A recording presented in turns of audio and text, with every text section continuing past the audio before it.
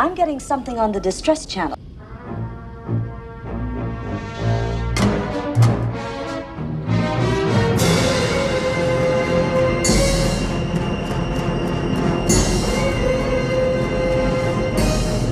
Their shields are going up. Lock phasers on target. Locking phasers on target. They're locking phasers. Ray shields. Fire!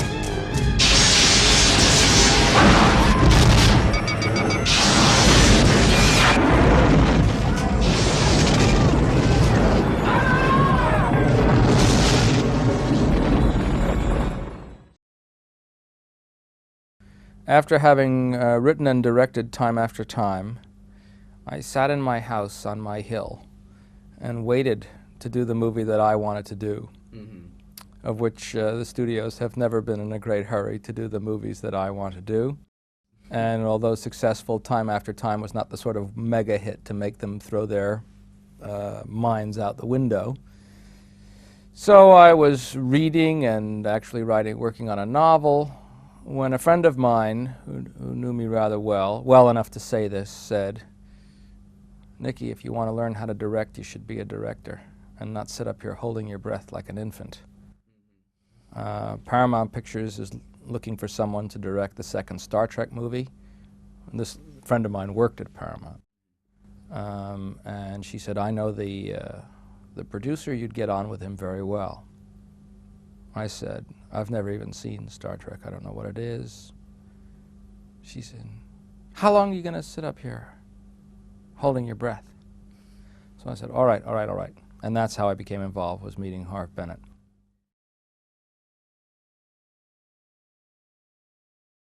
What happened with that film was curious. They said, "We're waiting for draft number 5 to come in, and then we'll send you the draft." And I never got it. And 10 days went by, and I called up Harv Bennett, and I said, "Well, what happened to you guys?" And he said, "Well, the draft came in, and we don't like it." I said, "Well, send it to me." He said, No, you don't understand. It's 160 pages of nothing." And I said, "Oh, come on, send it to me." So, because I was really stoked about doing an outer space movie by this time. And so he sent it to me, and it was 160 pages of nothing. So I said, "Well, what about draft 4? Send me draft 4. And he said, "You don't understand. All 5 drafts are merely 5 different attempts to get a second Star Trek movie. They are unrelated to one another." And I said, "Oh, we'll send them all up." So I sat and I read these things, and then I called Harv Bennett and Robert Sallin, who was his partner on the project. And I said, I pulled out a yellow legal pad, and I said, "Here's my idea. Let's sit down now and make a list of everything we like in these 5 drafts. Could be a line of dialogue, could be a scene, could be a character, could be a plot point, could be a story. Let's make a whole list. And then I'll write a new screenplay that accommodates all the things we like." So they said, "Well, that's an interesting idea. The only problem is that if we don't have a screenplay in 12 days, Industrial Light and Magic, ILM, which is supposed to be doing the effects for this picture, will not guarantee delivery of the shots in time to be in theaters in June of '81. I said, "If we do this now," I said, "I think in 12 days we can have a screenplay. Certainly good enough for ILM to know what they're going to be doing." Yeah. And they said, "We couldn't even make your deal in 12 days. And I said, "Forget about my deal, forget about contracts, forget about all of that, because there's not going to be any movie if we don't shut up and start working." I said, "I will not be on as the writer of record because we don't have time for any of that. These guys have written it, these guys have been paid. Let me go to work on, the things that we like." And when my agent heard this, I thought he was going to kill me. He got very angry. But anyway, that's how it came to be written, and I forget whose name is on the finished screenplay. But in 12 days, we had taken the things we like. Kirk finds his son, the Genesis planet, Khan comes back. There was a scene aboard a simulator, which was on page 50 of one screenplay. I moved it to the first scene in the movie, and then with a real piece of inspiration, we put Spock in the simulator and killed him off in scene 1 of the movie. So in other words, we took story elements and ideas from 5 screenplays, and then I wrote my own story to do that. So that's how the screenplay got written. So I wrote and directed too. I think I'm entitled to claim that. You know, people said you can't kill Spock, and I said, oh, you can do anything, as long as you do it well. If the death of Spock is what the movie turns out to be about and is perceived to proceed organically from the rest of the material, then of course you can do it. If it's perceived as the acting out of a clause in somebody's contract, then it's going to be resented as a cheap piece of manipulation, and rightly so. I didn't want to do 2 Star Treks back to back for sure, and secondly, Star Trek 3 was going to be about reviving Spock. And at the time I felt that that was wrong, that was a cheap shot. I thought I fought that insert shot of that coffin in Star Trek 2. I thought it was a wrong, from a commercial standpoint, obviously it was right. But I thought it was playing with people's emotions in a very unforgivable way. I got letters saying, you know, if Spock dies, you die. From hell's heart, I stab at thee. For hate's sake, I spit my last breath at thee. I never heard complaints after the movie. Nobody said, oh, you killed, you know. People said, hey, this was a thing of beauty and some grace. And what we don't seem to understand about heroes is that in the classic tradition, a hero has a birth, a life, and a death. That's part of the whole schmear. Heroes are not gods. They are men and women. And I thought, you know, Spock's life was rounded with a sleep, as well it should have been. And I didn't want to be part of the people who, you know, said, oh, just kidding, folks. The needs of the many outweigh The needs of the few. or the one. I have been, and always shall be, your friend.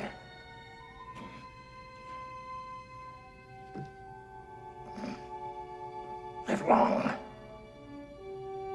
and prosper.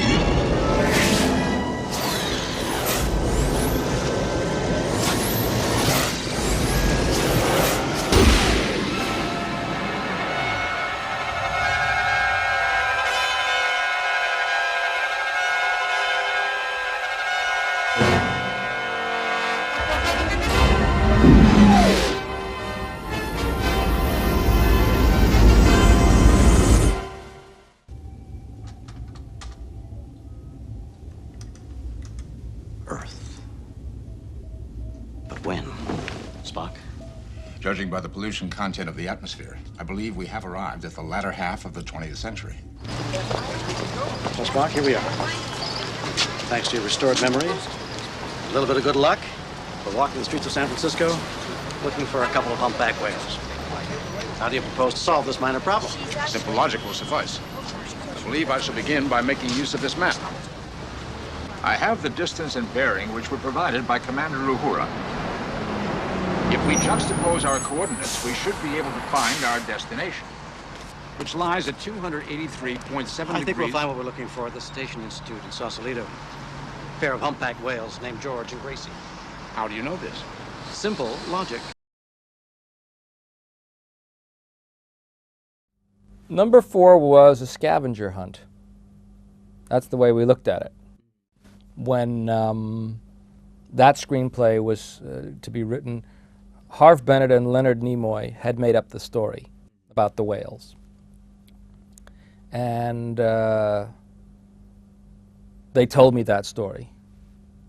And Harve Bennett said, okay, I'll write the beginning and the end. I'll write the outer space stuff, Act 1, Act 4. And you write the on Earth stuff.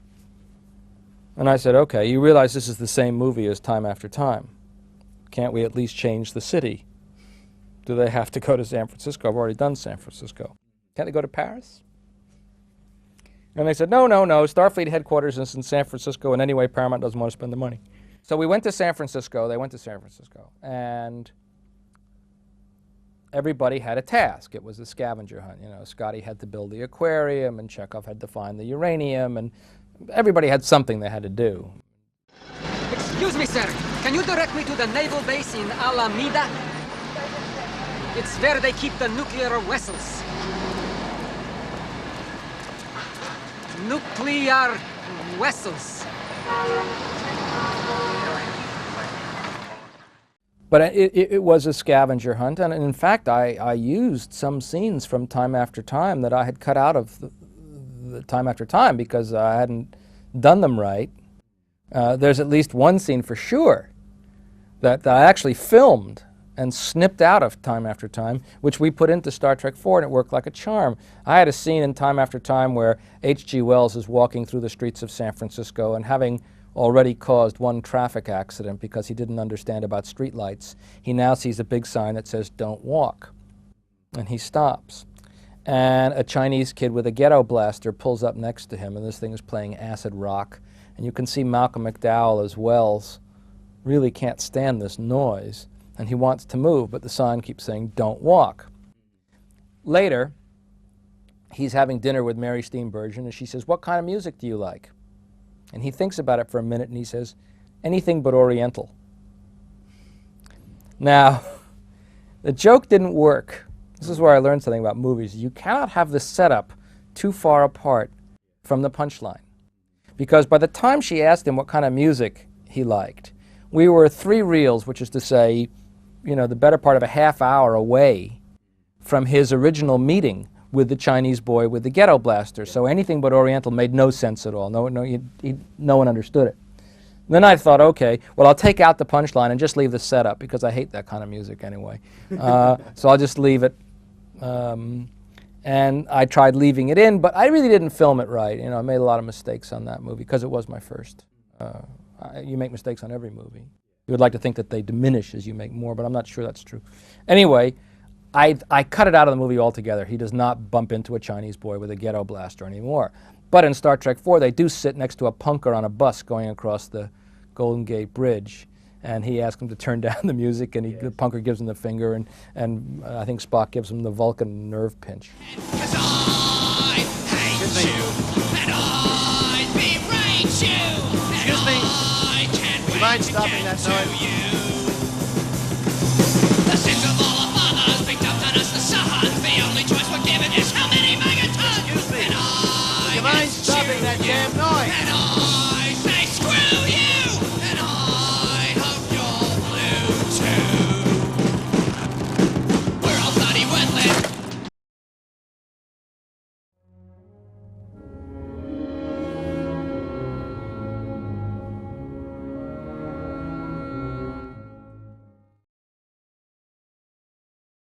I was first approached at a luncheon at Claridge's.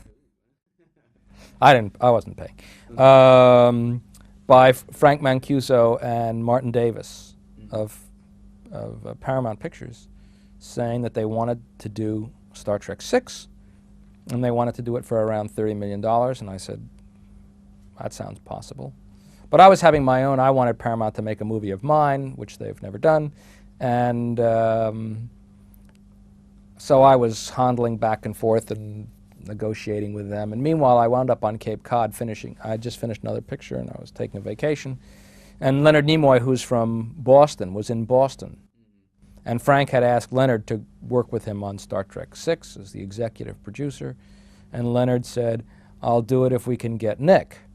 So being as he was in Boston, which is 20 minutes from Provincetown at the tip of Cape Cod, he flew over, and his family spent the day with my family. And we walked up and down the beach, and he told me he had a kind of, it wasn't really a story, but it was an idea for Star Trek VI. And I loved his idea. And that was June of a year ago, June 90. Or without yeah, June 90. That's correct.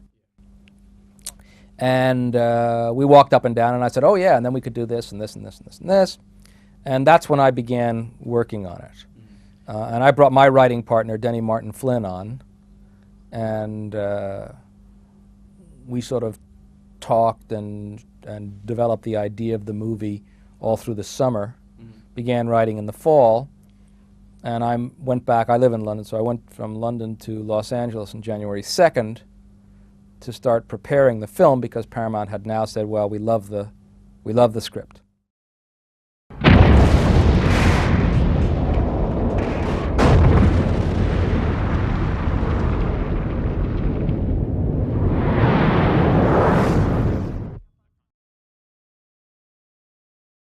Chernobyl is the worst nuclear accident in the history of the peaceful use of nuclear energy.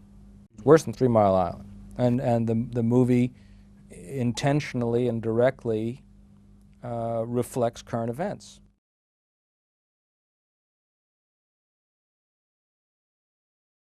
You're always I make movies to please myself. I make the movies that I would like to go see. And if I'm going to go to see a Star Trek movie, here's the things I want to see. One, how come they always have these battles in every science fiction movie and nothing ever happens to the gravity machine that must be holding them all down?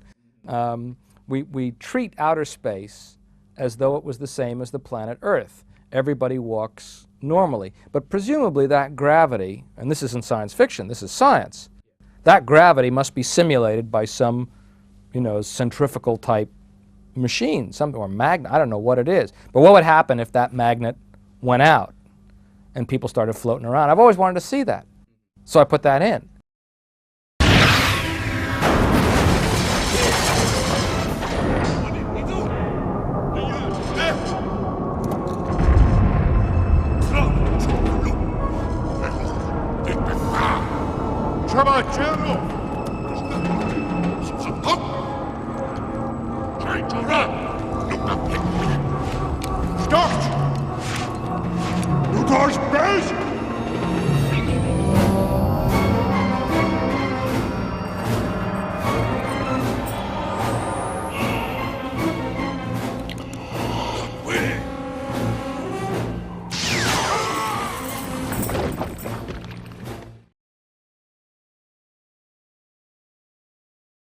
How many times have you seen movies that take place on a vast scale?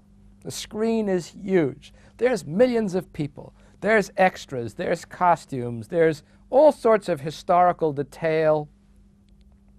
And then the characters open their mouths. And what you get is, yonder is the castle of my father. The dialogue is lousy, the dialogue is mediocre, the dialogue is in no way commensurate with the rest of the scale and the detail. So I suppose, then rather than writing sort of pseudo-Shakespearean dialogue, I tried to find a reason for letting Shakespeare do some of the work. I find, speaking for myself, that I've never had a thought that he didn't express first and better. So I'm lazy. Call me lazy.